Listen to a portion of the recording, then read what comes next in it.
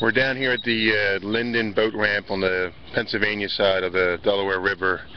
We're going to go out and do some striper video footage today, gather some more striper video footage with Steve Horvath for the upcoming new DVD on how to fish for stripers on the Delaware River. And I just wanted to show the ramp here at Linden Avenue. You can kind of see all the junk that's been washed down with the tides and all on the ramp, but as you can see, it's a fairly wide ramp, but there's only a little spot to get your boat in.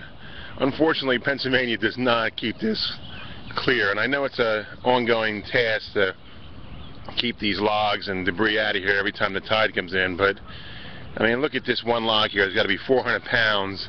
This is never going to wash away. Somebody from the state has to clean this up and take this away. If anybody from the state is watching, please put this on a regular clean out schedule, maybe like once a month or whatever. Just come through here and with some heavy equipment and clean out these logs and debris so you can get a boat safely down the ramp and allow you to use the entire ramp so more than one boat at a time can go in here. And they can also see, as of today, they haven't put the ramps or the docks back in. Hopefully they'll be doing that very shortly. But we got a beautiful day. It's cloud covered, but we should get some good footage of the striper fishing. We've been doing this video for about 3 weeks.